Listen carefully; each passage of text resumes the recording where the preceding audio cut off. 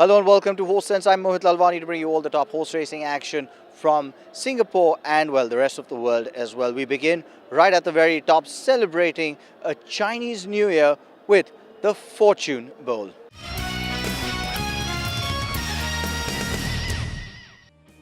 Ushering in the Year of the Monkey, the Singapore Turf Club celebrated the festivities in trademark style with the running of the Fortune Bowl on the 9th of February 2016. Traditionally run on the second day of the Lunar New Year, the Fortune Bowl is a Group 3 race for horses 3 years old and over, run on the turf over a trip of 2,000 meters. It was earlier known as the Singapore Derby Trial and ran over 1,600 meters before being renamed in 2010 as the Fortune Bowl. The Michael Clements-trained Jazz Malone won the first ever edition in 2000 with Dittman on his back, clocking 1 minute 35.4 seconds.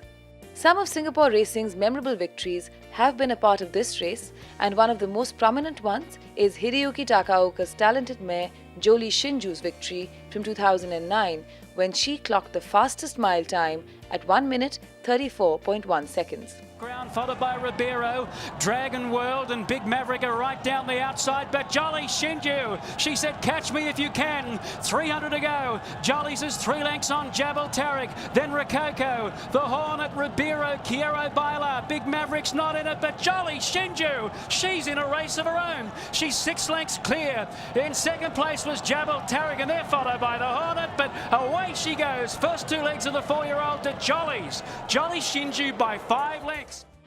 The race was stepped up in trip to 2,000 meters in 2010 and was won by New Zealand-bred Gold Shots, trained by Stephen Gray and ridden by Lad Durich. Winning the race became auspicious for the racing fraternity here, and its importance was sealed with 3 top-quality performances in its last 3 runnings. In 2013, Laurie Laxton's Charge Martin put up a brave performance to take home the spoils, with Danny Beasley guiding him home. Martin edged out Lazar to put his head on the post and enter his name in the winner's scroll. Martin is clear in the Fortune Bowl. Nandara Lazar coming in, but Martin takes it out. Martin over Lazar, third. 2014 saw Step It Up, then trained by Sunny Yo, emerge victorious in what was his first outing over the 2,000-meter trip. Musketeer, Nandara between them, Martin down the outside, grinding away. World Warlord, Brompton back and behind them. A Step It Up went to the lead. Martin trying to collar it on the outside. Step It Up a half in front. It's as tough as teak coming out of this Martin, but Step It Up's too good again. Step It Up, a rising star, wins it by a half length. Pat Shaw, who had won the 2002 edition with Bliss Bless, tasted victory once again last year with Emperor's Banquet, ridden by Baron Boster. The race is the 6-year-old's last victory from 30 starts. We'll probably try and slot across in behind it.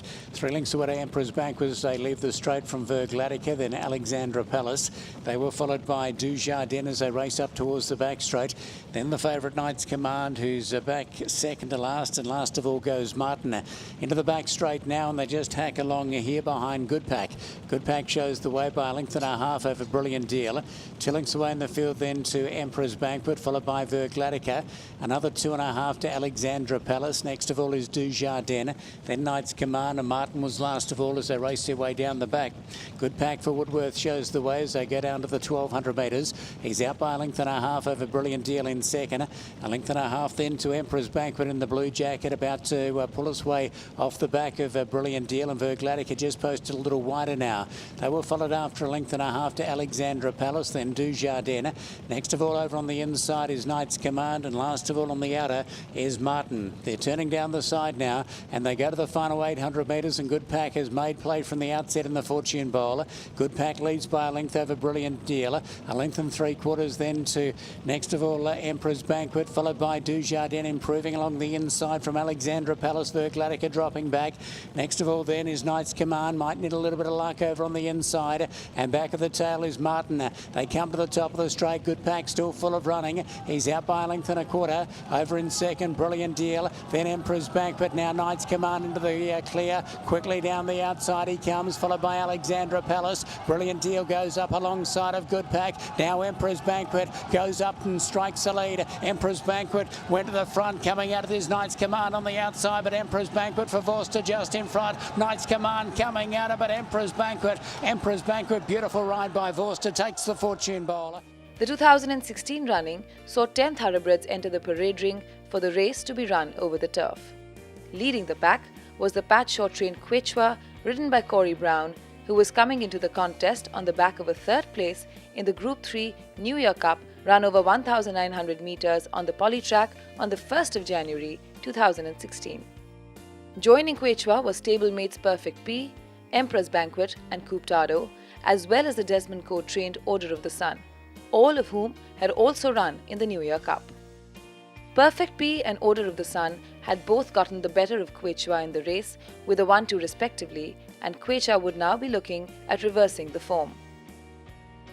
Cooptado had run 4th behind Quechua, while Emperor's Banquet had finished 7th, and the two would now be looking at improving on their respective performances. Besides the three, Pat Shaw fielded 2 more runners this year with Power Play and Majestic Moments ridden by E. Chavez and Manuel Nunez, respectively. Power Play was coming into the contest on the back of a win in the Open Benchmark 74 run over 1,700 meters on the poly track on the 3rd of January. Majestic Moments too had won his last outing, the Open Benchmark 89 over 1,400 meters on the turf on the 22nd of January. However, in the company of the big boys, the two would have to pull out their best form yet. The others in the field included the Michael Clemens-trained Blue Danube, who was making his first appearance this season. His last outing was the Group 1 Singapore Gold Cup over 2,200 meters in November of last year. He would now be looking at putting up a better performance over the shorter trip with Danny Beasley on board. The Stephen Gray saddle Squire Osbaldiston had won his last start, the Kranji Stakes C over 1,600 meters on the 24th of January, and would be looking at proving himself here with A. De Silva partnering him. The 2013 winner Martin was back in contention, looking at defending his title. It would, however, be an uphill task with his last victory coming in June of last year in a Kranji Stakes A over 1,400 meters. He would be ridden by Oscar Chavez. With the instructions in place and the jockeys mounted, the horses headed to the starting gate for the commentator's call. It's time for a short break. We'll come back with the race. Don't go anywhere. Welcome back to Horse Sense. Time now for us to head over for the Fortune Bowl. Let's take a look at how this worked out. We know that Pat Shaw had a strong hand going into this one. So we wait on the last 3 to come up by the looks. There's Squire Osbaldiston in the St George Stable Silks. Still waiting on Emperor's Banquet, who won the race last year, to go in the black. So we're almost ready now. $14 about Quechua, $18 about Perfect P. They're all set. Ready to go. Gates back. They're racing in the Fortune Bowl. And Quechua, one of the best to begin, but Order of the Sun given a dig in the ribs by Woodworth, and is going to take up the running as expected. Order of the Sun down to the winning post, led over Majestic Moments into second position. Around the outside, Perfect P. Just off them is Quechua as they leave the straight from Cooptado. Then came Emperor's Banquet. Next of all, Martin, the outside of Blue Danube. Power Play getting back in the field. And last of all is Squire Osbaldiston. Into the back straight they go. 1,450 left to run in the freewheeling Order of the Sun. Races away by 7 lengths over Perfect P in second. 4 lengths away in the field then to Majestic Moments. Quechua the outside. 2 lengths to Emperor's Banquet. Cooptado over on the rails. They were followed by Martin, Blue Danube, Power Play. And last of all, the outside with the white cap is Squire Osbaldiston.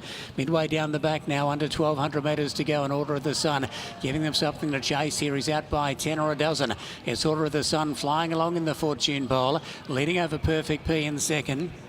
3 lengths away to Majestic Moments, followed by Quechua, Emperor's Banquet, then Cooptado.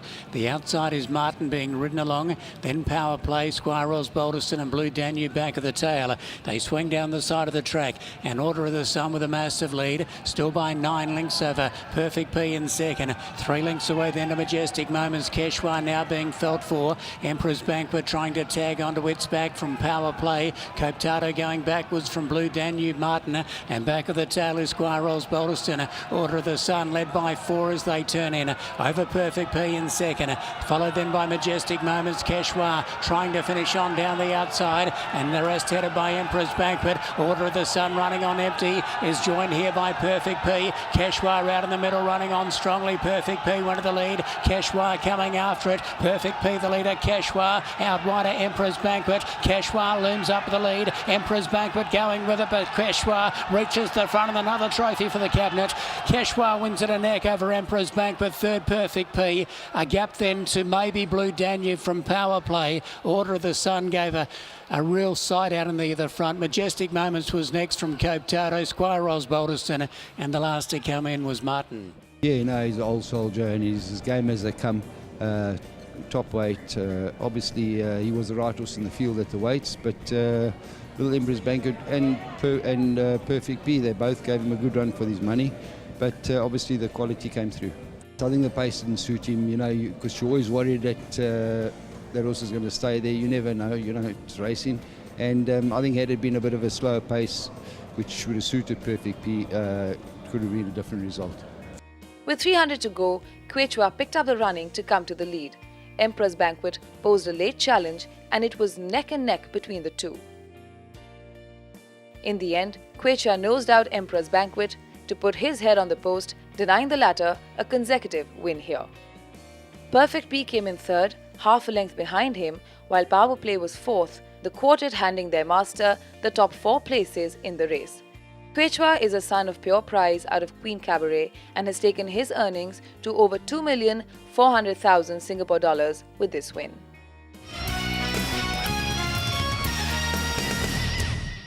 I now invite Mr. Fong Heng Bu to present the prizes to the winning owners, the Avengers stable. What a great run of success they've had, and no stranger to the presentation area, Emily Wang coming forward to accept.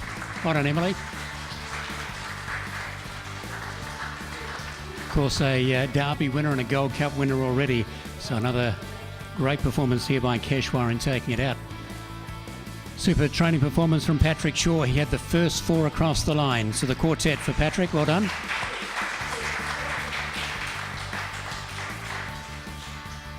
And Corey Brown, who's got a great association with this horse. I think that's his 6th victory on Quechua, including the Derby and also the Gold Cup. Well done to Corey Brown. So congratulations to all involved with Quechua, the Avengers stable, Pat Shaw, Corey Brown. Thanks for your attention, ladies and gentlemen. Enjoy the final 2 races.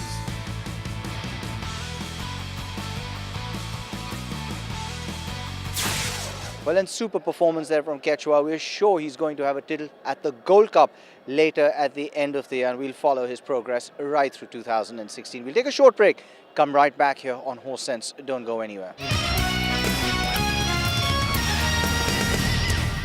Welcome back to Horse Sense. Time now for us to go behind the scenes and the masters of medicine that, well, make these horses gallop for us. Dr. Kieran, first and foremost, dentistry and horses, you know, the concept in itself is a little hard to grasp for a normal layman. How important is it? It's very important. If the horse can't eat properly, he can't take in an appropriate amount of calories, so he's not going to perform well. Okay, what are some of the standard procedures in dentistry? Well, I'm going to show you some, but the standard procedures would be floating the teeth, making sure there's no sharp points. And then just good husbandry like food management, making sure there's a lot of food there throughout the day because, as you know, horses are herbivores. They're designed to be eating up to 18 hours per day. Our race formulas are quite concentrated meals and it doesn't take too long for them to chew them up and swallow them. So we need to make sure they are still chewing throughout the day to maintain that growth of the teeth so they don't become overly grown and sharp. Okay, and what are some of the most common problems you find? The most common problems we find are just sharp enamel points. The molars and the premolars are angled like this, and so you do get overgrowth on the inside and the outside, which can cut the tongue and cut the inside of the mouth. Obviously, we see injuries. The horses will bang their heads and maybe knock out a front tooth, incisor. Other common things we see are premolars, the little wolf teeth. We'll pull those things out. That's about it. Why are wolf teeth considered dangerous, or why are they pulled out? They're not too terrible, to be honest. They've got a bit of a bad rap, but they're small little vestigial premolars, and they're right beside the main premolars. where the bit sits. So sometimes the bit, with the jockeys pulling on it, it can bang up against these little teeth. And because they're so small, they can move around a little, and so that causes inflammation and pain. So most people just like to remove them so it's not to harm the horse. Okay, and of course, one common saying for a horse to refer to a horse's age is a horse is long in the tooth. So how do you tell a horse's age by his teeth? Okay, so the easiest way to judge a horse by its teeth is you need a knowledge of, well, they have two sets of teeth. They have deciduous and adult teeth. So we can work out the age of a horse by knowing which teeth should erupt by a certain amount of age and which teeth should be shed. And so we can go from there, but then we can also look at the occlusal surface of the bottom incisors, because as they wear, they have distinct little patterns, so we can judge it from there as well. But the easiest way is just to check the brand. Just one last question. When we were talking to Dr. Koos yesterday, he very interestingly pointed out that keeping a horse's teeth filed plays an important role in controlling the colic. Yes, that's true. It does have a degree of significance, because if they're not chewing their food properly, then semi-masticated food is going through the digestive system, and so if it's not fully masticated up so that the bacteria in the gut can actually have a go at it, then you're getting long stringy pieces of hay and unmasticated food going through, which can cause a blockage in the anatomy of the horse's stomach, because it has all kinds of little sharp turns. So it needs to be completely chewed up properly. Okay, so this is a rotating disc burr. It's harsh on teeth. Not harsh as in it's going to hurt them, but it does a good job at filing them down. But it's fine on soft tissue. Like I can put it on my hand, it doesn't do much. But it's dynamite on enamel.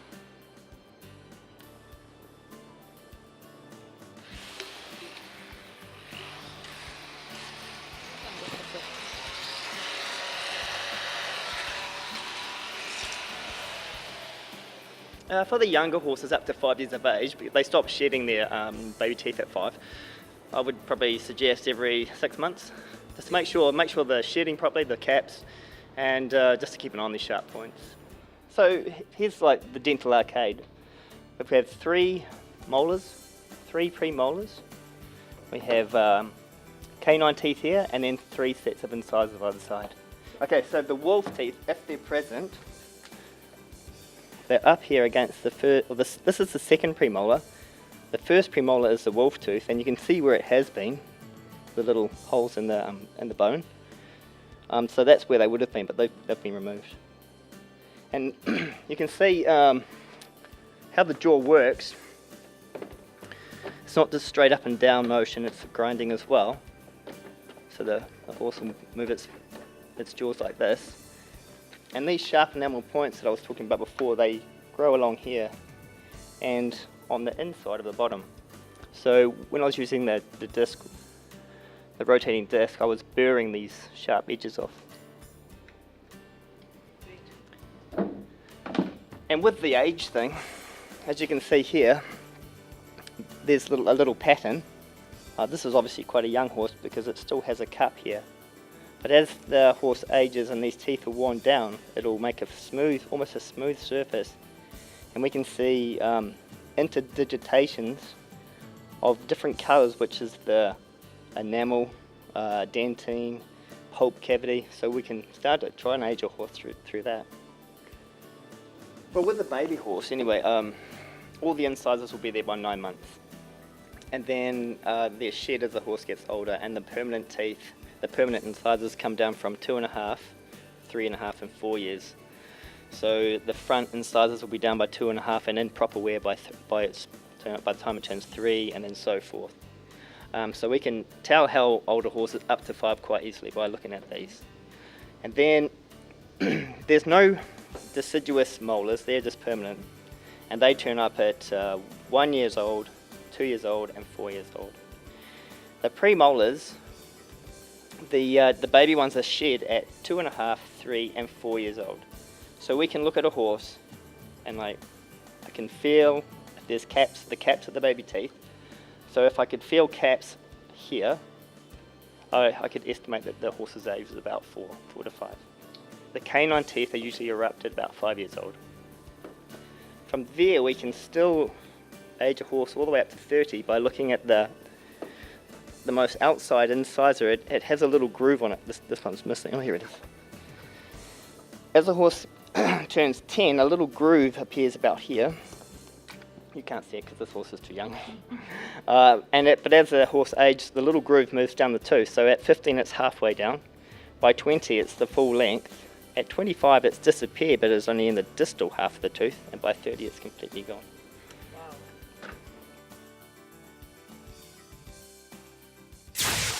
And that's all we have on this episode of Horse Sense. Thank you as always for joining me.